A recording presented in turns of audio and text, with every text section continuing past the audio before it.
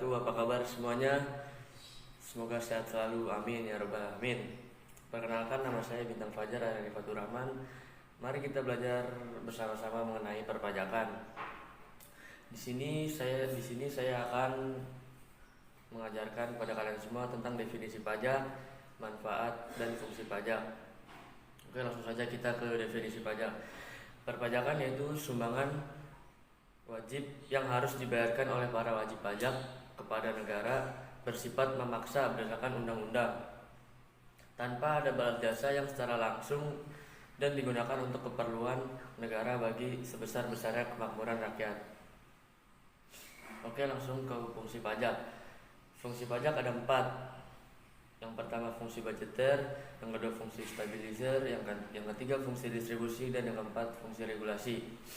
Fungsi budgeter yaitu sebagai pendapatan negara, fungsi stabilizer sebagai instrumen untuk menjaga stabilitas ekonomi nasional, fungsi distribusi sebagai instrumen untuk mengatur pemerataan pendapatan masyarakat, dan yang terakhir fungsi regulasi untuk mengatur kegiatan ekonomi. Oke, dan ada juga manfaat pajak. Manfaat pajak ada 2, yang pertama bagi pemerintah dan yang kedua bagi masyarakat. Bagi pemerintah yaitu untuk membiayai pengeluaran negara, sedangkan bagi masyarakat yaitu untuk menerima pelayanan negara. Oke, sampai di sini dulu ya. Selanjutnya kita akan belajar mengenai asas perpajakan yang akan dijelaskan oleh Kakak Sahrul. Sampai jumpa kembali. Dadah. Assalamualaikum warahmatullahi wabarakatuh. Halo teman-teman semua, perkenalkan nama saya Sarupita Ramdhani. Kita akan belajar ekonomi, yaitu mengenai tentang perpajakan. Di sini saya akan menjelaskan tentang asas pungutan pajak. Oke, langsung saja. Yang pertama ada asas wilayah, yaitu berdasarkan domisili atau tempat tinggalnya. Yang kedua ada asas kebangsaan, yaitu berdasarkan kewarganegaraannya. Yang ketiga ada asas sumber, yaitu berdasarkan sumber penghasilannya. Yang keempat ada asas umum, yaitu tidak ada perlakuan khusus untuk sekelompok orang atau golongan tertentu. Yang kelima ada asas yuridis, yaitu berdasarkan hukum Undang-Undang Dasar 1945 pasal 23 ayat 2, yaitu segala pajak untuk keperluan negara berdasarkan undang-undang. Yang keenam ada asas ekonomis, yaitu tidak membuat perekonomian masyarakat menurun. Yang ketujuh ada asas finansial, yaitu biaya untuk menetapkan dan memungut pajak harus lebih kecil dari pungutannya. Oke, sampai di sini. Selanjutnya kita akan belajar mengenai unsur pajak oleh Kak Tasya. Sampai jumpa. Assalamualaikum warahmatullahi wabarakatuh. Saya Tasya dari kelas BASIPA 3. Saya di sini akan menjelaskan mengenai unsur pajak. Nah, unsur pajak ini ada 3. Nah, unsur pajak yang pertama yaitu subjek pajak. Subjek pajak ini merupakan orang atau badan yang berkewajiban untuk membayar pajak sesuai dengan undang-undang dan ketentuan yang berlaku. Nah, subjek pajak ini harus mempunyai NPWP atau nomor pokok wajib pajak. Nah, NPWP ini fungsinya untuk mempermudah kewajiban subjek pajak dalam membayar kewajibannya, yaitu pajak. Dan juga untuk mengetahui jumlah pajak yang harus dibayar, dan juga untuk mendapatkan layanan dari instansi lain. Layanannya ini seperti izin usaha atau kredit. Nah, unsur pajak yang kedua yaitu objek pajak. Nah, objek pajak ini merupakan semua barang atau jasa yang dikenakan pajak sesuai dengan undang-undang dan ketentuan yang berlaku. Contohnya rumah, kendaraan, barang belanja, jasa, dan jasa ini contohnya seperti jasa perbankan. Nah, unsur pajak yang ketiga yaitu tarif pajak. Tarif pajak ini merupakan besarnya pajak yang harus dibayar oleh subjek pajak berdasarkan objek pajak yang telah dibayar sesuai dengan ketentuan dan undang-undang yang berlaku. Nah, tarif pajak ini ada 4 macamnya, yaitu yang pertama Yang pertama tetap.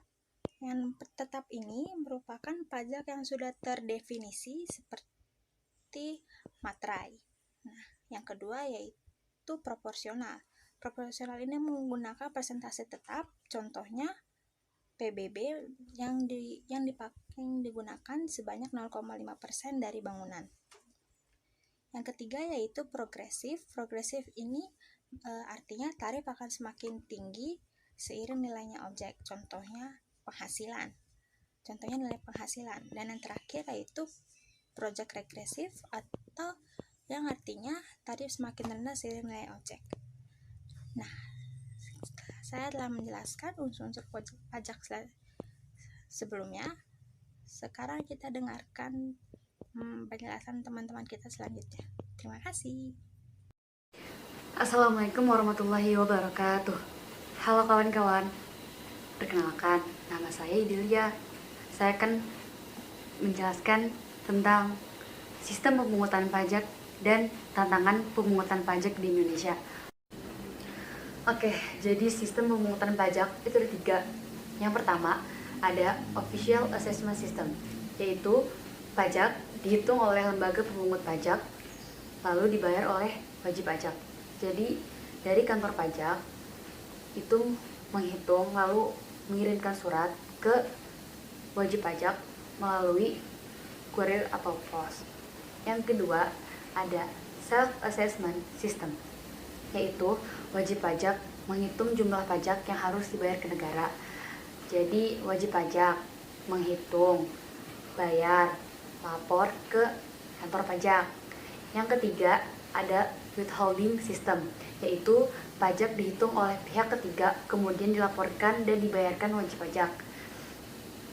Misal pihak ketiganya konsultan pajak, jadi dari konsultan pajak itu dia lapor dan hitung dan dibayar wajib pajak, lalu negara hanya tinggal menerima. Oke, lanjut ke tantangan pemungutan pajak di Indonesia. Itu ada 1, basis data yang masih kurang menunjang. Nah, banyak banget nih di Indonesia yang buka usaha berskala kecil, contohnya warung atau laundry kiloan. Nah, belum tentu bayar pajak dan belum tentu terdaftar juga kan di pemerintah.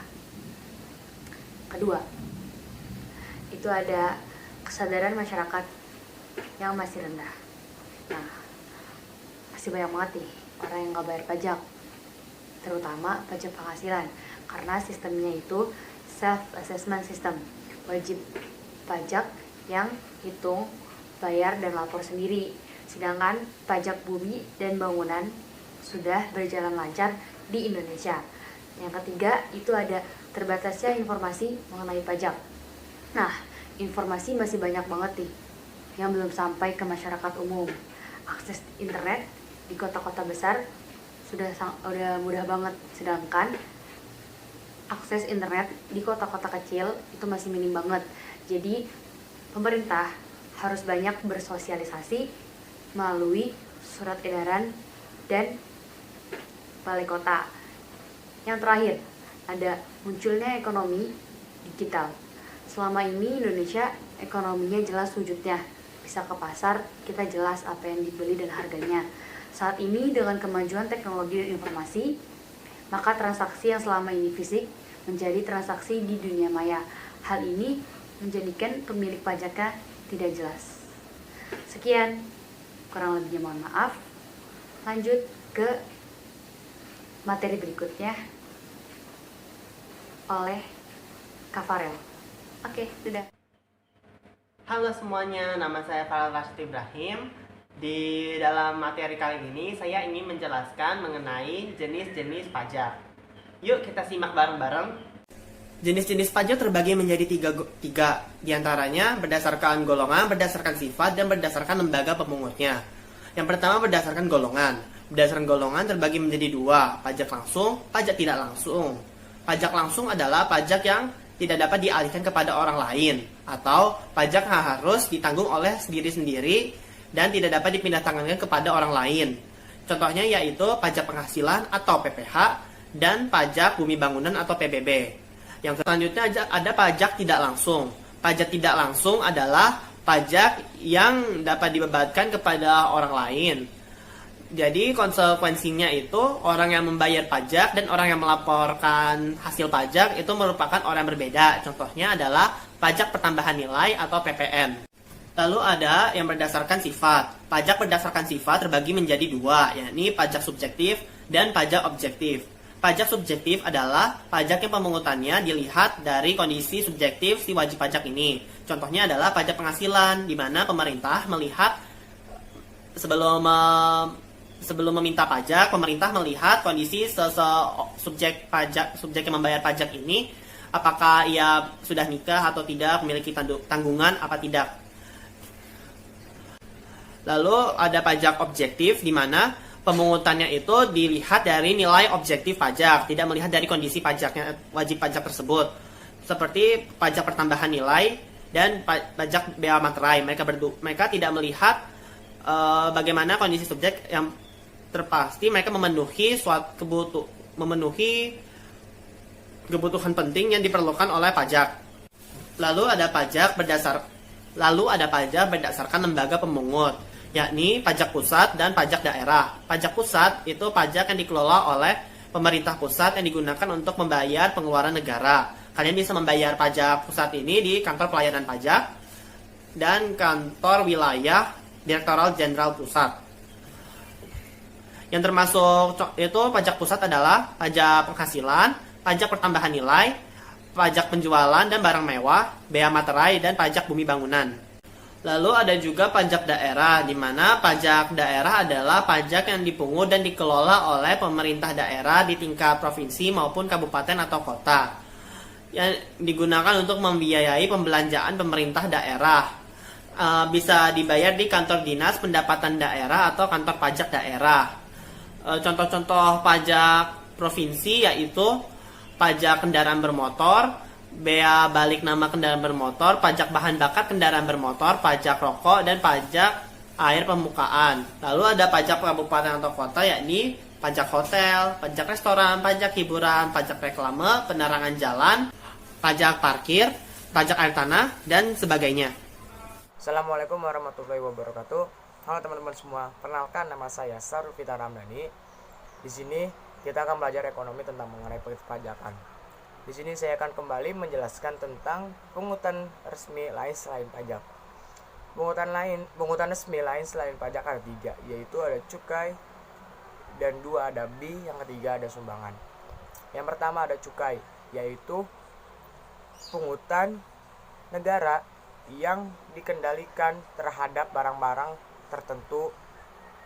Contohnya itu seperti cukai rokok dan cukai minuman beralkohol. Yang kedua ada BI, yaitu pungutan yang dikendalikan atas suatu transaksi atau kejadian ekonomi. Contohnya tuh yaitu BI impor dan BI ekspor dan BI materai. Yang ketiga ada sumbangan, yaitu pungutan secara sukarela yang didasari peraturan pemerintah demi kepentingan tertentu. Contohnya itu sumbangan PMI. Akhirnya selesai juga materi kita tentang perpajakan. Terima kasih sudah menonton video ini. Mohon maaf apabila ada kata-kata yang salah, mohon dimaafkan. Sampai jumpa kembali. Wassalamualaikum warahmatullahi wabarakatuh. Dadah.